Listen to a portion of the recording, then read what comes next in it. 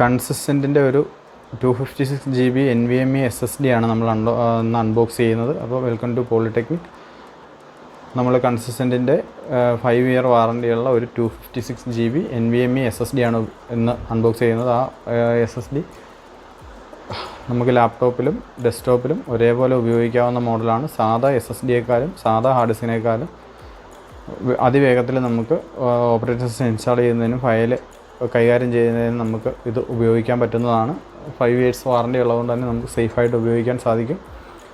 വളരെ ചെറിയ റേറ്റിലാണ് ഇപ്പോൾ നമുക്കിത് മാർക്കറ്റിൽ ലഭിക്കുന്നത്.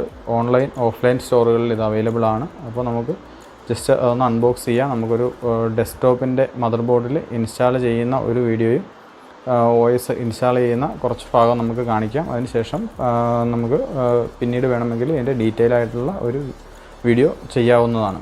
ഇതാണ് നമ്മൾ എടുത്തിരിക്കുന്ന മദർ ബോർഡ്. ഇതിനകത്ത് NVMe SSD ആഡ് ചെയ്യാനുള്ള സ്ലോട്ടുണ്ട്. സ്ലോട്ടിലേക്ക് നമ്മളത് ആഡ് ചെയ്യുന്നു. അതിനുശേഷം നമ്മളിത് വിൻഡോസ് ഇൻസ്റ്റാൾ ചെയ്യുകയാണ് സാധാരണ ചെയ്യുന്നത്.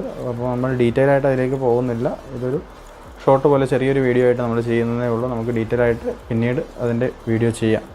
ഇങ്ങനെയാണ് നമ്മൾ അതിനകത്തേക്ക് വിൻഡോസ് ഇൻസ്റ്റാൾ ചെയ്യാൻ ഇടുന്നത്. അതിനകത്ത് ജസ്റ്റ് ഒരു പവർ ലൈറ്റ് കാണിക്കുന്നുണ്ട്. അത് വർക്കിങ്ങിൽ ഒരു ലൈറ്റ് ബ്ലിങ്കിങ് കാണിക്കും. അപ്പോൾ നമ്മളതിനകത്ത് വിൻഡോസ് ഇൻസ്റ്റാൾ ചെയ്യുകയാണ്. ഇത് നമുക്ക് പിന്നീട് വരുന്ന വീഡിയോയിൽ ഡീറ്റെയിൽ ആയിട്ട് തന്നെ നോക്കാം. Okay, thank you.